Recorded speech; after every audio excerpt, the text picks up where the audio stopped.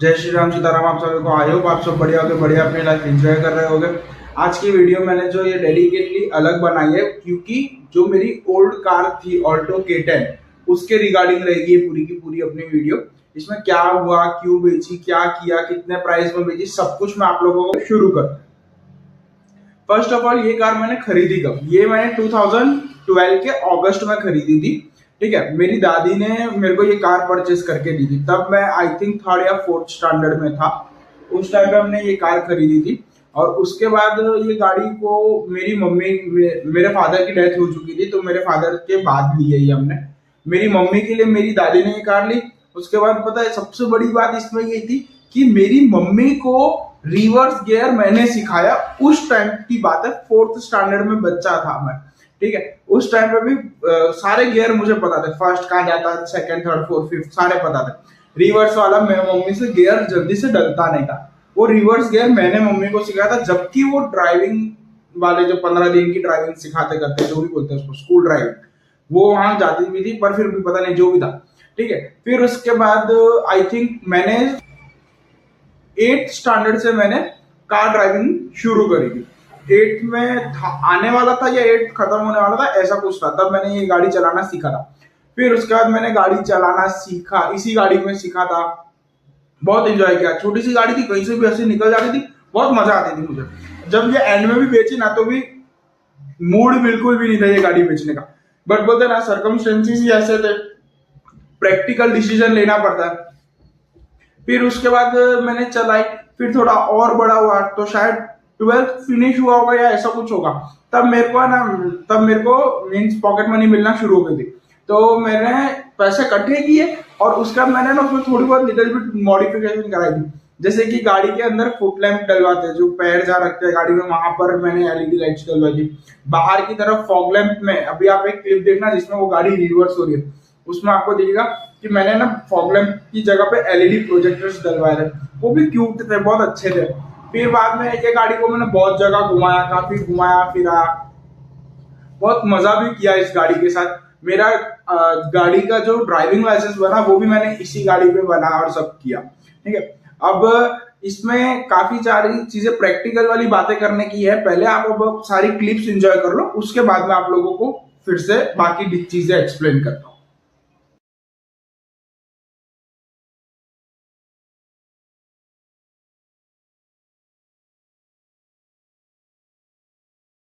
यहाँ पे होने वाला है Cars24 की तरफ से कार का इंस्पेक्शन। अभी स्पिनी में जाकर आए, स्पिनी हब में, जो कि एसडी हाईवे पे है। काफ़ी लोगों ने जो अहमदाबाद से उन्होंने देखा होगा। अब वहाँ गया, पर वहाँ पे इंस्पेक्शन हो गया, पर वहाँ पर भी मैंने, किसी ने भी मुझे अटेंड नहीं किया। मैंने बोला भी मुझे सामने एक और गाड़ी लेनी भी है, इसको देके, पर वहाँ लोगों के पास टाइम ही नहीं है। जितना स्टाफ है वो पूरा स्टाफ ही कम पड़ रहा है, कोई ढंग का रिस्पॉन्स नहीं, कुछ नहीं। इसलिए मैं तो, इंस्पेक्शन खत्म हुआ और मैं तो निकल गया। वहाँ पर मैंने रिव्यू भी दिया कि भाई स्टाफ की बहुत कमी है, और मैं निकल गया। और अभी Cars24 की तरफ से इंस्पेक्शन के लिए ऑफिसर आ रहा है, एक्सपर्ट आ रहा है।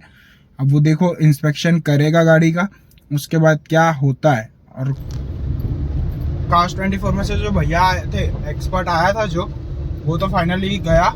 उसने तो गाड़ी देखकर, गाड़ी टेस्ट ड्राइव जो लेते हैं वो ली, गाड़ी देखी कि इतनी कम रनिंग करी हुई गाड़ी है इतने सालों में, और इतनी मिंट कंडीशन में आपने रखी है, तो आपको प्राइस अच्छा मिलना चाहिए। अब क्या प्राइस मिलता है, अब वो देखते हैं। पहले तो वो लोग रिपोर्ट बोल रहे हैं, रिपोर्ट खरीदो, रिपोर्ट खरीदो। अब देखते हैं रिपोर्ट खरीदनी पड़ती है कि नहीं खरीदते। अब वो जो भी होता है वो देखेंगे। भाई थोड़ा सोच विचार करते हैं पहले कि ले ना ले, रिपोर्ट का क्या करना चाहिए, क्या नहीं करना चाहिए, कुछ पता नहीं है अभी। किसे फ़ोन आया था तो उन लोगों ने तो एकदम कचरा भाव लगाया है मेरी गाड़ी का, एकदम, यानी एकदम कचरा। अब Cars24 वाले क्या लगाते हैं वो देखते हैं। और गाड़ी ऑप्शन पे जाएगी पहले, उसके बाद उसमें से क्या प्राइस निकलता है, बेस्ट प्राइस, वो देखेंगे, उसको फिर डील क्लोज करेंगे। सो मैं जब हैंड ओवर कर रहा था, ये उस दिन की क्लिप है। आज फाइनली अब हमारी गाड़ी ये जा रही है, जिसने कि मेरे को गाड़ी, ये पहली गाड़ी जिसमें मैंने ड्राइविंग सीखी, ये पहली गाड़ी जिसको लेके मैंने बहुत घुमाया, बहुत यानी बहुत। जो थोड़ा बहुत सामान था वो मैंने निकाल लिया, जैसे माइक्रोफाइबर क्लॉथ है, सैनिटाइज़र वगैरह है, वो सब निकाल लिया। ये लाइट लगी हुई है, वो मूर्ति लगी हुई है, ये भी लगा हुआ है, फास्टैग भी लगा हुआ है, सब लगा हुआ है। ये टिश्यू पेपर इसके अंदर है। टोटल गाड़ी चली है अभी तक हमारी 13,677। बाकी गाड़ी में से कोई लाइट नहीं, कुछ नहीं निकाला। सीट कवर सब लगा हुआ है। गाड़ी के अंदर भी अभी डिक्की में कवर पड़ा है, स्टेपनी पेटी पैक स्टेपनी पड़ी है, उसके सारे औजार पड़े हैं, फिर वो ट्रायंगल जो सेफ्टी हज़ार्ड आता है वो पड़ा है, सब कुछ दे दिया। यहाँ तक कि ये मैट वगैरह भी जो लगा हुआ है वो भी सब कुछ दे दिया, कुछ नहीं रखा। एक माइक्रोफाइबर क्लॉथ है और ज़्यादा कुछ नहीं रखा। माइक्रोफाइबर और सैनिटाइज़र वगैरह ये सब है, बाकी कुछ ज़्यादा है नहीं।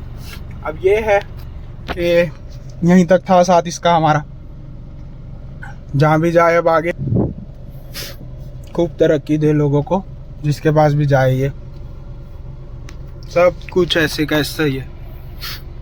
और इसके एसी का दीवाना था मैं।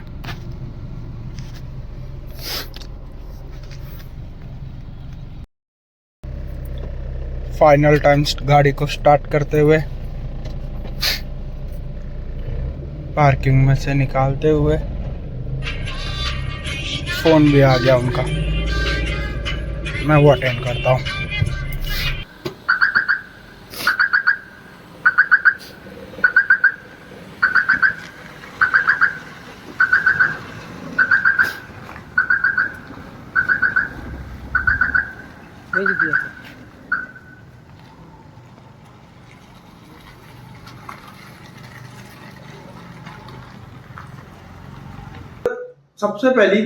सबसे पहला सवाल, मैंने ये कार क्यों बेची? प्रॉब्लम नहीं थी, बट एक बोलते ना ग्रोथ लाइफ में अपग्रेड करना जरूरी है। बस मेन पर्सपेक्टिव हमारा ये था। कंफर्ट नहीं था उसमें, फिर उसमें स्पेस इशू रहता था, हमारी डिक्की ऑल्टो की छोटी रहती थी। अब जो 3X वाली उसमें तो उससे कुछ बहुत ज्यादा ही फर्क है, प्राइस का भी बहुत बड़ा फर्क है, आई एग्री। तो वो सब चीजों का भी एक लाइफ में अपग्रेड चाहिए था, इसके लिए फिर वो गाड़ी मैंने बेची। फिर उसमें थोड़े बहुत लिटिल बिट प्रॉब्लम्स थे, बट बहुत ज्यादा मेजर नहीं थी। पर टू बी ऑनेस्ट, जिसने भी कार खरीदी उसको मैंने सारी चीजें डिटेल में एक्सप्लेन भी करी थी कि इसमें ये प्रॉब्लम्स है, बाकी ये सब कुछ ठीक है। आज तक का रिकॉर्ड है मेरी, उस गाड़ी में एक बार भी ना क्लच प्लेट घिसी, ना मेरा इंजन कभी खुला, ना गियर बॉक्स खुला, ट्रांसमिशन कुछ नहीं। मेरा फिक्स यानी फिक्स था, साल में एक बार तेल पानी सारा चेंज कर दो। सारा लोग क्या करते, कूलेंट टॉप अप करते, मैं कभी नहीं करवाता था। हमेशा 1 साल हो गया, सारा निकाल के फेंक दो, पूरा नया डलेगा क्लीन होके। मेरा ये चीज फिक्स थी, मतलब फिक्स थी। और ये सेम चीज मैं 3XO ली है, मैं उसके साथ भी यही करूंगा।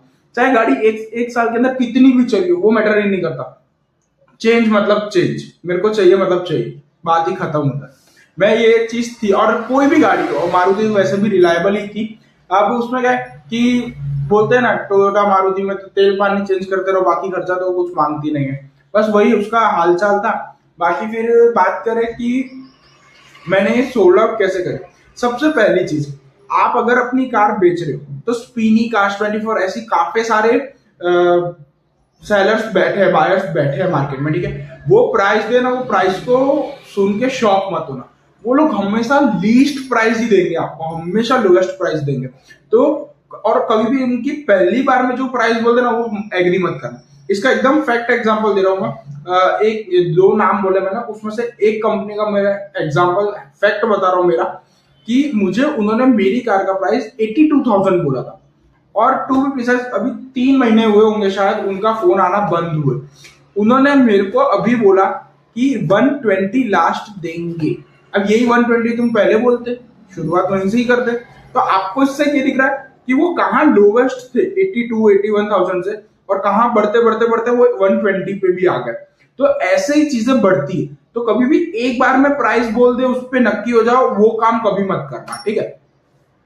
फिर बाद में गाड़ी मैंने बेची कितने में। अब एक्चुअली हुआ ये कि कार मैंने इन सब वेबसाइट्स पे डाली हुई थी, सब जगह से चेकिंग वगैरह करा के, बट एक जो मुझे प्राइस चाहिए था ना वो नहीं मिल रहा था। क्यों?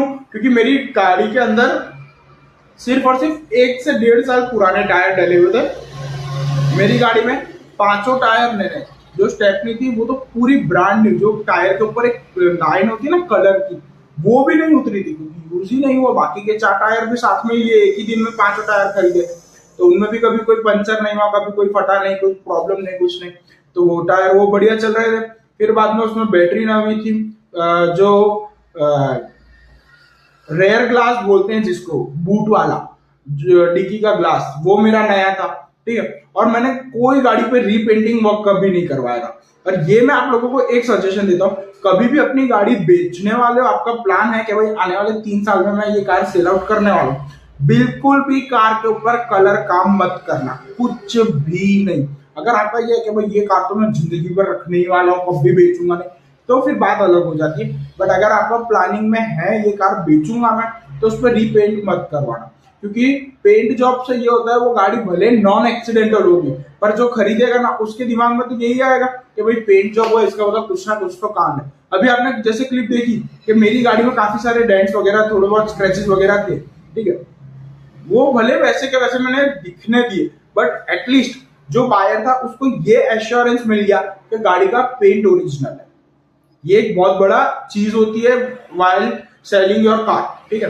कभी भी वो चीज मत करो। एक टिप और मैं दूंगा, कभी भी जब हम कार बेचते हैं ना, तो फॉर्म 29 एंड फॉर्म 30, ये 2 फॉर्म हमको फिल करने होते हैं, उसमें दोनों बायर सेलर दोनों की साइन वगैरह सब कुछ होता है, ठीक है। तो वो सब करना। और बाकी हमारे अहमदाबाद आरटीओ की पर्टिकुलर बात करूं, 100% काम ऑनलाइन है, कोई ऑफलाइन का धक्का नहीं है, कुछ नहीं है। फॉर्म 29 फॉर्म 30 प्रिंट करो, उसको पूरा फिल करो, साइन वगैरह कर दो, उसको स्कैन करो, पीडीएफ फॉर्मेट में बन गया, और उसको उस वेबसाइट के अंदर फॉर्म भरोगे जो आप गुजरात जो ये ट्रांसपोर्ट अथॉरिटी का, उसके अंदर वो पीडीएफ को अटैच कर दो, और उसके थ्रू नीचे जाके आपका पूरा का पूरा प्रोसेस हो जाएगा। अब बात करें ये कितने कॉस्टिंग थी इसकी, शायद 3000 के आसपास की कुछ कॉस्ट थी, जो ये प्रोसेस होता है नाम ट्रांसफर वगैरह का, उसका। और जब मैंने ये कार बेची तो उस पर लकी नंबर था GJ1KR223, मुझे वो नंबर भी बहुत पसंद था। 3 डिजिट नंबर तो वैसे ही लोगों को बहुत पसंद आते हैं, ठीक है। अब उसमें ये हुआ कि जब मैंने वो कार बेची, मैंने वो कार बेची 12th ऑफ हाँ 18th ऑफ अगस्त 2025 को मैंने वो कार बेची, ठीक है। और 12th ऑफ अगस्त को मैंने उस कार का मेरा इंश्योरेंस रिन्यू करवाया था। हफ्ता मैंने वो इंश्योरेंस यूज किया उस कार का 2025 वाला, और अभी भी वो कार अंडर इंश्योरेंस है। बट अभी केस ये चल रहा है कि इंश्योरेंस में मेरे साथ एक गेम हो गई। अब जिससे हमने इंश्योरेंस करवाया था वो कार मेरे मदर के नाम पे थी।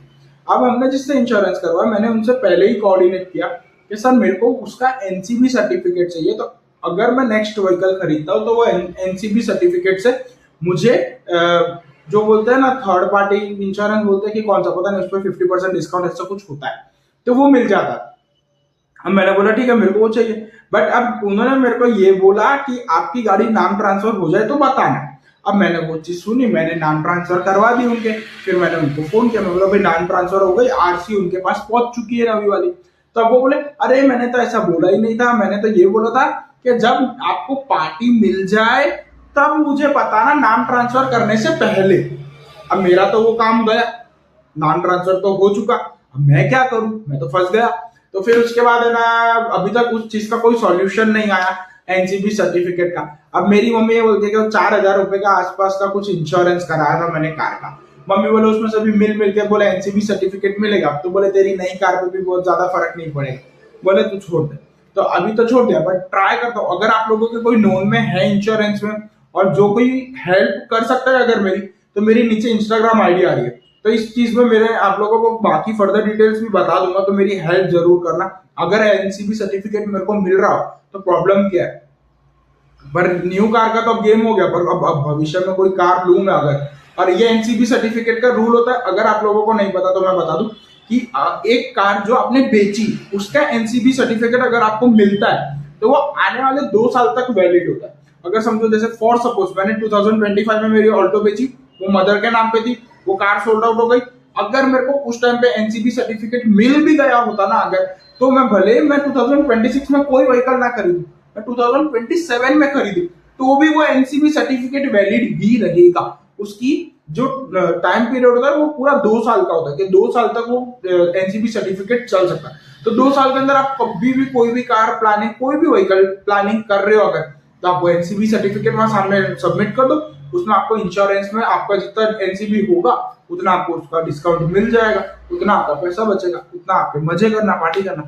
अब ये कार बेची कैसे? अब जैसे मैंने बताया आपको, ये इन सब कार वालों को मैंने दिखाया था, कार देखो, कार्स 24, स्पीनियर, एक्सेट्रा एक्सेट्रा, इन सबको दिखाया, ठीक है। काफी सारे गुजरात के डीलर्स जो अहमदाबाद के, उन लोगों ने भी मेरे को रीच किया, मैंने भी उनको रीच किया।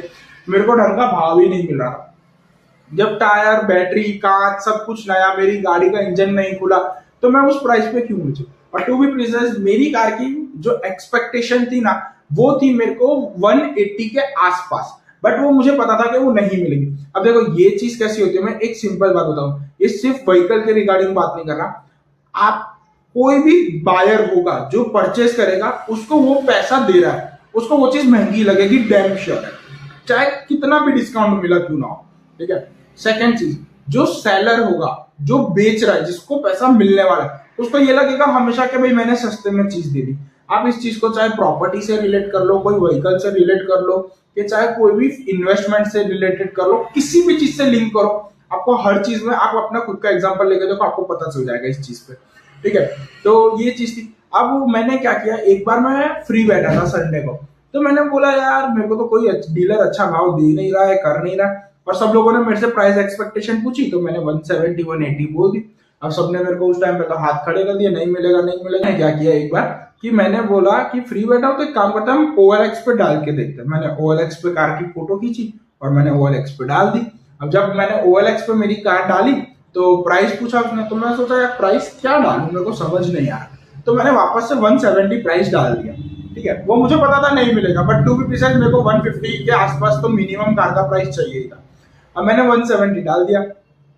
तब मेरे को मेरी मम्मी ने भी बोला कि तू क्या टाइम पास कर रहा है, लोग तेरे को 80,000 85,000 दे रहे हैं और तू 1.5 लाख रुपए गाड़ी का भाव डाल रहा है, कोई आएगा भी नहीं, तेरे को बेचनी है तो सही भाव पर डाल तो बिकेगी। मैंने मम्मी को बोला मम्मी रुको तो सही, ट्राई करते।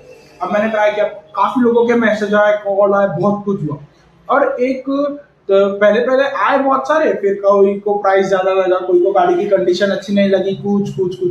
फिर एंड मोमेंट मैं बता रहा हूँ, 16 तारीख की बात है, 16 अगस्त, उस दिन क्या हुआ कि मेरे को बायर मिला जिसने कार परचेस करी, ठीक है। वो बायर मिला, वो बायर ने मेरे से बात करी, फोटोज मंगाई, सब फोन पे बात करी, इतने किलोमीटर चली भी, ऐसी है, ये है, वो ठीक है। और उसी दिन मेरे को एक और फोन भी आया OLX पर से, उनसे भी मेरी बात, इसका मतलब 16 तारीख तक जितने भी आके बात करके चले गए वो गए, बट उस दिन से दो मेरे पास बायर थे, ठीक है। दो में से एक ने तो परचेस कर, दूसरा, अब वो ऐसी सिचुएशन थी कि दोनों सेम प्राइस बोल रहे थे। अब मैं करूं तो करूं क्या? पहले तो भाव दोनों ने कम बोला, दोनों, मेरा प्राइस जो चाहिए था वो तो दोनों ने ही नहीं बोला, पर दोनों ने सेम उनकी तरफ से काउंटर ऑफर किया था दोनों का। मैंने बोला था दोनों से बात करते, दोनों में से जो ज्यादा प्राइस देगा उसको हम दे देंगे। फिर दोनों में से बात करते गए, और फिर दोनों में से लास्ट में आके जो बायर था उसने मेरे को उससे 10,000 रुपीज ज्यादा बोला, ठीक है। अब मैं 170 पे था, बात करते रहे, फिर गाड़ी आई, देखा उन्होंने, किया सब, फिर गाड़ी में देख के उन्होंने टेस्ट ड्राइव भी ली, सब देखी। फिर उसके बाद उन्होंने मेरे को प्राइस दिया था 1,10,000, ठीक है। उससे नेगोशिएट करते करते मैं 170, वो 110, बात करते करते मैं आगे बढ़ूं, वो आगे बढ़े, मैं आगे बढ़ूं, वो आगे बढ़े। फिर बाद में मैं 150 पे तो स्टक हो गया। मैंने बोला अब इससे ज्यादा नीचे मैं नहीं जाऊंगा। फिर भी वो बढ़ते रहे, और वो 130 पे स्टक हो गया। उसके बाद वो भी नहीं आगे बढ़े। फिर बाद में मैंने और उन्होंने बीच का रास्ता निकाला कि भाई एक काम करो, 140 पे डील क्लोज करो, लेनी है तो लो, वरना मैं तो फिर सेकंड बायर है, मैं उससे बात करता हूँ। तो भी उन्होंने मना किया, बहुत मगजमारी करी, बहुत मगजमारी। बट उनके फादर को ऑल्टो K10 चाहिए थी, व्हाइट कलर चाहिए था, पेट्रोल मैनुअल चाहिए था, 2012 वाला वर्जन ही चाहिए था। इसीलिए फिर उन्होंने मेरे को 10,000 एक्स्ट्रा पे किया 140 पर, और तब जाके उन्होंने मेरी कार परचेज करी। तो एग्जैक्ट प्राइस जो मुझे मिला वो मेरी कार का था 1,40,000 रुपीज, ठीक है। आप लोग कभी भी अपनी कार बेचो, आरसी वगैरह प्रॉपर चेक कर लेना, सारे डॉक्यूमेंट्स, आरसी, इंश्योरेंस, PUC वगैरह प्रॉपर होना चाहिए। अगर ऐसा हो ना, अगर आपको बहुत ज्यादा डाउट हो, तो कार देते टाइम है ना, हमेशा 1 की दे दो, दूसरी की तब देना जब आपकी आरसी नाम ट्रांसफर हो जाए। कार दे दी, एक चाबी दे दो, दूसरी चाबी मत देना। बोलना भाई जब तक आपके नाम पे आरसी आएगी ना तब तक दूसरी चाबी मेरे पास रहेगी, दूसरी चाबी आएगी तो नहीं, दूसरी आरसी आएगी तब आप दूसरी चाबी और वो आरसी उनको दे देना, बात खत्म। तो आपको भी कोई प्रॉब्लम नहीं होगी, उनको भी कोई प्रॉब्लम नहीं होगी, और जब तक वो आरसी उनके नाम पे आएगी तब तक आपको अपना पैसा तो पूरा मिल ही चुका होगा, वो चीज तो है ही। तो काफी लोग जगह ऐसा भी होता है कि भाई वो दोनों चाबी लेके ही जाते हैं। भाई ये तो मैंने खाली आपको टिप दी कि अगर आपको वो काम अगर ना करना हो तो एक चाबी आप रख सकते हैं फॉर सेफ्टी पर्पस। बाकी ऐसे जल्दी से लोग कुछ करते नहीं, बट फिर कोई कुछ कर भी ले तो श्योर नहीं। बाकी तो यही थी जर्नी। गाड़ी के अंदर फीचर्स वगैरह कुछ नहीं थे, सेफ्टी फीचर्स नहीं थे, कुछ भी नहीं था। अब मेरे को ये चीज फिक्स थी कि भाई नई गाड़ी लूंगा उसमें 5 स्टार सेफ्टी तो मस्ट है मेरे लिए। सेफ्टी से बढ़ के तो क्योंकि फैमिली इंपॉर्टेंट है भाई, गाड़ी तो ठीक है चलो आती रहेगी जाती रहेगी सब है। और वो गाड़ी से अटैचमेंट इसलिए ज्यादा थी क्योंकि वो गाड़ी मैंने 2 अगस्त 2012 को ली थी और 10 अगस्त को मेरी दादी की डेथ हो गई थी। तो मैं एग्जैक्ट 1 वीक के बाद, तो वो बोलते हैं ना कि दादी सिर्फ मेरे लिए रुकी थी कि वो मुझे एक लास्ट गिफ्ट दे के जाए। अब काफी टाइम पता है मैं पहले ये बोलता था तो वो गाड़ी मैं कभी जिंदगी में नहीं बेचूंगा, कभी जिंदगी में नहीं बेचूंगा, बट हर चीज की एक एक्सपायरी आती है, ये चीज जिंदगी में याद रखना। ठीक है, बोलते हैं कि भाई उस टाइम पे शायद मैं मैच्योर ना हूं और मैं अभी वो गाड़ी बेच चुका हूं क्योंकि वो मेरी दादी की गाड़ी थी। ठीक है, मेरी दादी की गाड़ी है नहीं, मेरी दादी ने वो गाड़ी दी थी, तो वो चीज थी। अब उन्होंने मुझे वो गाड़ी दी, वो आपने जैसा भी देखा 13,000 समथिंग कुछ गाड़ी वो चल चुकी है, तो वो गाड़ी चली। पर आई थिंक 6,500 किलोमीटर के बाद जितनी भी ड्राइविंग थी वो सारी की सारी सिंगल हैंड ड्राइविंग हुई है। और ये मेरा मानना है कि एक व्हीकल चाहे 2 व्हीलर हो कि 4 व्हीलर 3 व्हीलर एनी, वो अगर सिंगल हैंडेड ड्राइविंग चलेगी ना, एक ही बंदा अगर उस गाड़ी को चलाएगा ना, तो वो गाड़ी हमेशा परफेक्ट रहेगी, हमेशा। तेल पानी टाइम पे चेंज कराओ। और पता है काफी लोगों को मैं अभी भी बोलता हूँ ना कि भाई 140 पे मेरी कार सेल आउट हुई, तो काफी लोग बोलते हैं भाई क्या सही प्राइसिंग पे तेरी गाड़ी सोल्ड आउट हो गई। क्योंकि जब ये गाड़ी खरीदी थी ना, तो हमने शोरूम से जब ब्रांड न्यू खरीदी तब वो 290 पे तो हमने ये कार खरीदी थी, सोचो। तो 2,90,000 पे कार परचेस करी, 13 साल चलाई और सिर्फ 13,000 किलोमीटर चली, और फिर भी हमको वो 1,40,000 लेके चली गई। तो फिर मैं इसलिए फिर प्राइसिंग भी सही मिला, तो फिर मैंने सोचा कि चलो यार अब जाने दो, क्योंकि घर में पड़े पड़े भी वो कबाड़ा ही होगी, इससे अच्छा तो, क्योंकि गाड़ी का मतलब क्या, चलती का नाम गाड़ी। तो इसलिए फिर मैंने बोला कि पड़े पड़े सड़े, इससे अच्छा मैं ड्राइविंग करने वाला घर में अकेला, तो मैंने बोला उसको निकालो, उसका जो पैसा आएगा वो हम नई गाड़ी में डालेंगे, तो हम यही समझेंगे कि भाई वही गाड़ी यहाँ कंटिन्यू हो रही है। बाकी मेरे घर में मेरे सिवा किसी को शौक नहीं था गाड़ी का। मेरे पास फड्डी थी, मारुति 800 जो आती थी पहले के टाइम पे, वो इतनी चलती थी ना जिसकी कोई हद नहीं, बहुत मस्त गाड़ी थी वो भी। कभी भी आप लोग अपनी गाड़ी बेचो तो ध्यान रखना आरसी वगैरह ट्रांसफर करवाना, सारे डॉक्यूमेंट्स चेक करना, अपने गाड़ी की जो सर्विस रिकॉर्ड्स होते हैं वो सारे क्लीन रखना।